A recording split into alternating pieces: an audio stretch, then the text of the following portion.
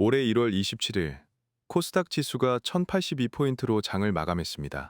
1000 돌파, 시가총액 593조 원, 역대 최고 기록이에요. 뉴스에서는 3000 스닥의 꿈이 현실이 된다는 말까지 나왔죠.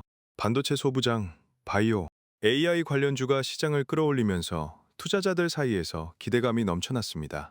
코스닥이 드디어 제 가치를 인정받는 날이 왔다고 많은 사람들이 생각했어요. 그런데요, 바로 2주 뒤 금융당국이 발표를 합니다. 코스닥 상장 기업 220곳을 올해 안에 시장에서 강제로 쫓아내겠다고요. 코스닥 상장 기업이 약 1,700개예요. 220곳이면 전체의 13%입니다. 10곳 중 한 곳 이상이 사라진다는 이야기예요. 코스닥이 1996년에 개설된 이후 이렇게 대규모 퇴출이 예고된 적은 단 한 번도 없었습니다.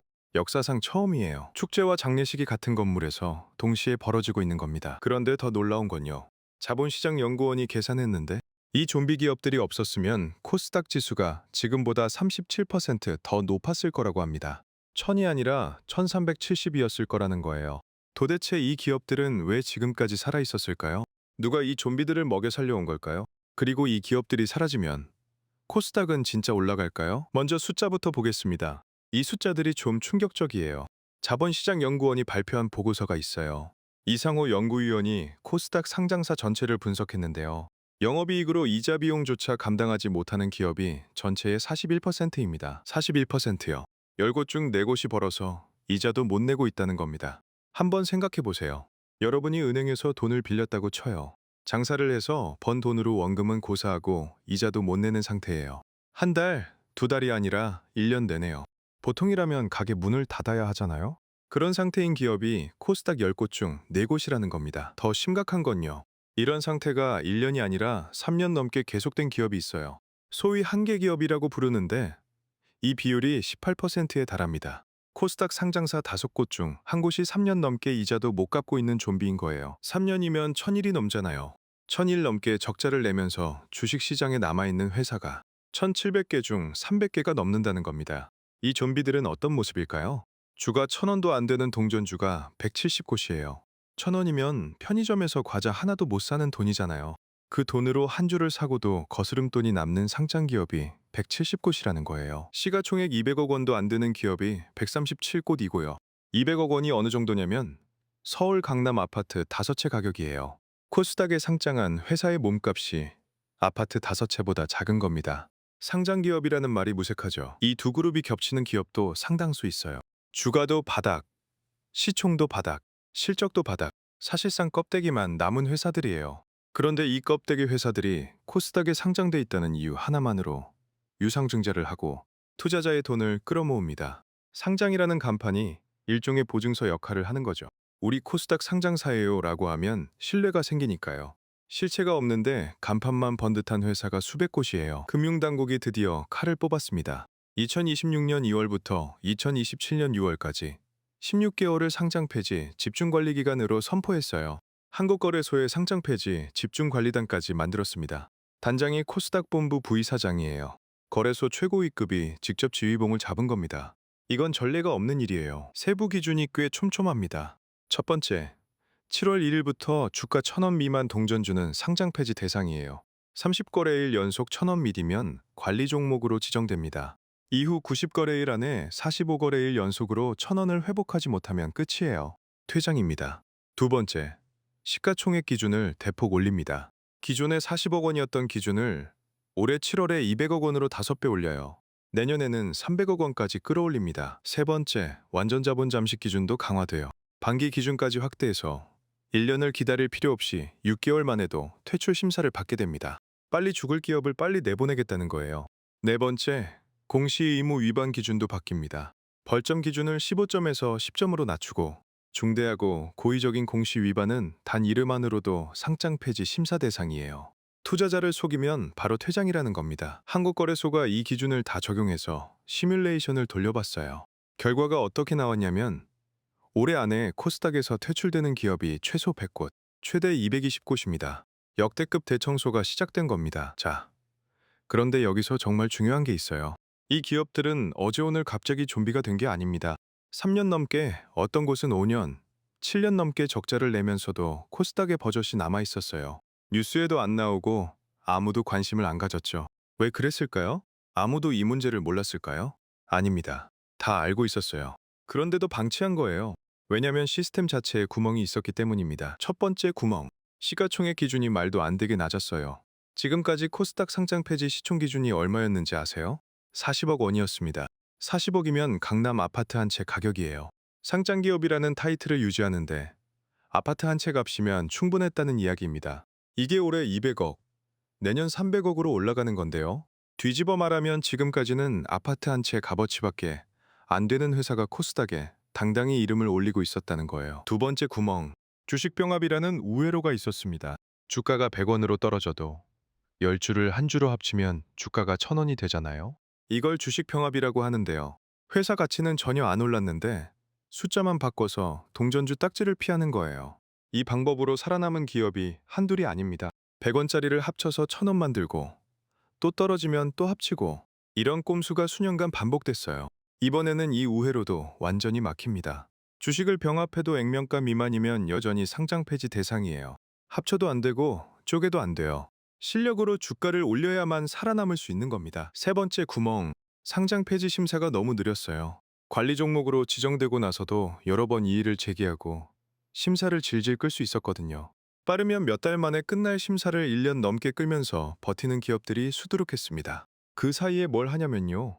주가를 잠깐 띄웠다가 다시 내리는 작전을 반복하는 거예요. 봐라, 주가 올랐지? 우리 아직 괜찮다. 이러면서 시간을 벌었습니다. 그런데요. 이게 왜 중요하냐면요. 이 시스템의 구멍을 이용해서 돈을 번 사람들이 있기 때문이에요. 여기서 돈의 흐름을 한번 따라가 볼게요. 먼저 대주주 입장에서 생각해 보세요. 회사가 적자여도 상장만 유지되면 지분을 담보로 은행에서 대출을 받을 수 있어요. 유상증자를 해서 시장에서 새로운 돈을 끌어올 수도 있고요.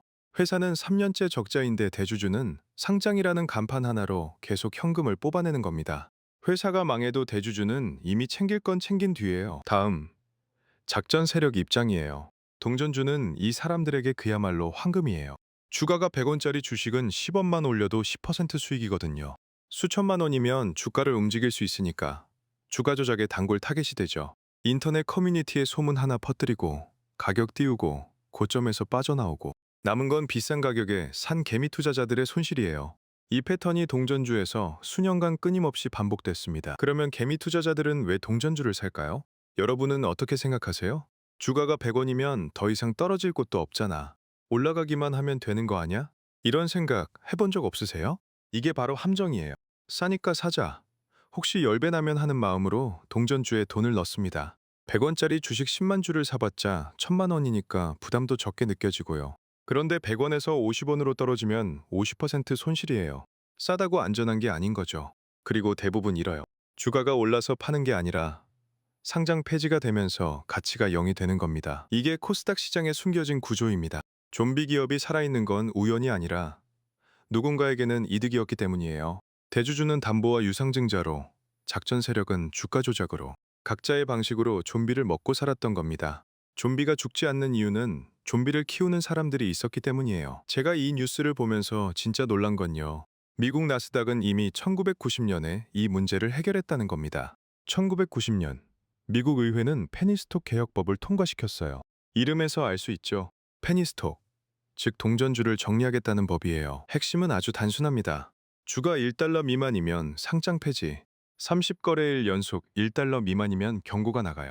이후 180일, 그러니까 6개월 안에 회복 못하면 퇴장입니다. 복잡한 심사도 없고 이해 제기로 시간 끄는 것도 어렵게 만들었어요. 한국은 2026년에야 1000원 기준을 도입하는 건데 나스닥은 36년 전에 이미 했던 겁니다. 36년이요. 한 세대가 지난 거예요. 그 결과가 어땠을까요? 1990년 이전의 나스닥은 저질 주식이 넘쳐나는 시장이라는 평가를 받았어요. 그런데 페니스톡을 정리하고 나니까 시장의 질이 올라갔습니다. 투자자들의 신뢰가 돌아왔고 좋은 기업들이 나스닥에 상장하고 싶어 하게 됐어요. 그뿐이 아닙니다. 나스닥은 거기서 멈추지 않았어요. 2024년의 규정을 또 한 번 대폭 강화합니다. 뭘 막았냐면 역분할 꼼수를 원천 차단한 겁니다. 주식을 역분할해서 1달러 넘긴 기업이 1년 안에 다시 1달러 밑으로 떨어지면 유예기간 없이 바로 상장 폐지시킵니다. 그리고 360거래일 연속 1달러 미달이면 항소 중이어도 거래 자체가 정지돼요. 우리는 이제야 주식병합 우회를 막겠다고 하는데 나스닥은 한 발 더 나아가서 역분할 자체를 감시하고 있는 거예요. 시스템의 완성도가 다른 겁니다. 보통은 이렇게 생각하잖아요. 나스닥이 세계 최강 증시인 건 애플, 엔비디아, 구글 같은 좋은 기업이 많아서다. 그런데요. 나스닥이 강한 진짜 이유 중 하나는 나쁜 기업을 빨리 쫓아내기 때문이에요. 좋은 기업이 들어오는 것도 중요하지만 나쁜 기업이 남아서 시장을 오염시키지 않게 하는 것. 이게 나스닥의 핵심 철학 중 하나입니다. 그러면 한국은 어땠을까요? 정반대였습니다. 나스닥이 부실 기업을 잘라내며 세계 최강이 되는 동안 코스닥은 좀비를 품고 있었어요. 상장사 수가 줄면 시장이 위축된다는 논리로 퇴출을 미루고 또 미뤘습니다. 숫자를 유지하는 데만 급급했던 거예요. 자본시장연구원 이상호 연구위원이 충격적인 계산을 했어요. 2011년 이후 코스닥에서 3년 연속 이자 보상 배율 1 미만인 한계 기업들을 지수에서 빼고 다시 계산했습니다. 결과가 어떻게 나왔냐면요. 2024년 6월 기준 한계 기업을 뺀 코스닥 지수가 실제보다 37% 높았어요. 37%입니다. 코스닥이 1000이면 좀비가 없었으면 1370이었다는 이야기예요. 370포인트를 좀비가 깎아먹은 겁니다. 그러면 이제 진짜 중요한 질문입니다. 프롤로그에서 던졌던 질문이죠. 좀비가 사라지면 코스닥은 진짜 올라갈까요? 솔직히 말하면 단기적으로는 쉽지 않습니다. 왜냐면 충격이 먼저 오거든요. 220곳이 상장 폐지되면 그 기업에 투자한 개미 투자자들의 주식 가치는 사실상 0이 됩니다. 갑자기 내 계좌에 있는 주식이 휴지 조각이 되는 거예요. 이건 진짜 아픈 일이에요. 그리고 코스닥 시장 전체에 공포 심리가 퍼질 수 있습니다. 혹시 내 주식도 상폐되는 거 아니야? 이런 불안감이 시장을 짓누르죠. 동전주가 아닌 소형주까지 불안 매물이 쏟아져 나올 수 있어요. 실제로 이번 발표 직후에도 소형주 전체가 출렁했거든요. 하지만 장기적으로는 이야기가 완전히 달라져요. 나스닥 사례를 한번 보세요. 1990년 페니스톡 규제를 도입한 뒤 나스닥은 어떻게 됐을까요? 부실 기업이 정리되면서 시장 신뢰가 회복됐어요. 좋은 기업에 자금이 집중되기 시작했습니다. 그 결과가 뭐냐면 2000년대 IT 붐, 2010년대 FAN 시대, 2020년대 AI 혁명까지 나스닥은 세계에서 가장 강력한 증시가 됐습니다. 금융당국도 이걸 노리고 있어요. 금융위원회는 시장의 신뢰 회복을 더 늦출 수 없다고 밝혔습니다. 이번 조치가 코스닥의 밸류업, 즉 가치 상승을 위한 필수 과정이라는 거죠. 다만 비판도 있습니다. 주가 1000원이 부실의 기준이 될 수 있느냐는 거예요. 실적이 괜찮아도 주가가 낮을 수 있고 성장 초기 바이오 기업은 당연히 적자를 내니까요. 주가 하나로 기업의 생사를 결정하는 건 너무 단순하다는 비판이에요. 7월이 다가올수록 이런 패턴이 나타날 거예요. 갑자기 대규모 계약 체결을 발표하거나 유명 기업과 MOU를 맺었다고 공시하거나 합병을 추진한다는 뉴스를 내보내는 거예요. 주가를 인위적으로 1000원 위로 올려서 퇴출을 피하려는 시도입니다. 이런 기업들의 급등에 올라타면 오히려 더 큰 손실을 볼 수 있어요.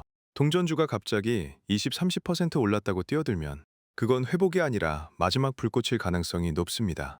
3년 넘게 적자인 기업이 갑자기 괜찮아지는 경우는 거의 없거든요. 지금 이 영상을 보시는 분들 중에 코스닥 주식을 가지고 계신 분 있으시죠? 한 가지만 부탁드릴게요.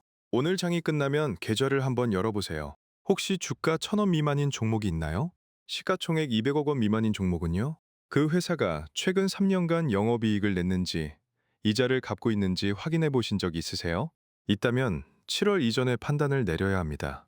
7월 1일부터 새 기준이 적용되니까요.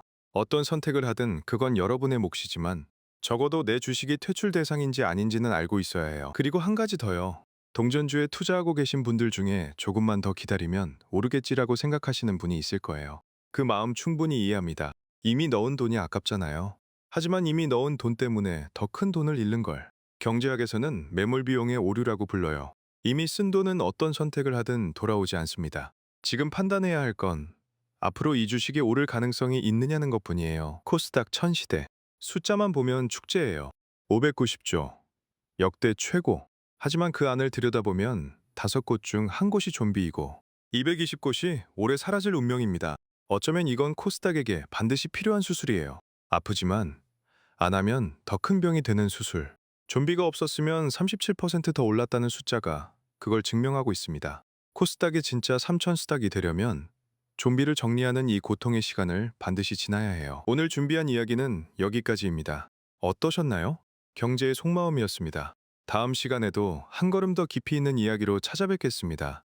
구독과 좋아요, 알림 설정해 두시면 누구보다 먼저 새로운 이야기를 만나보실 수 있습니다. 오늘도 함께 해주셔서 감사합니다.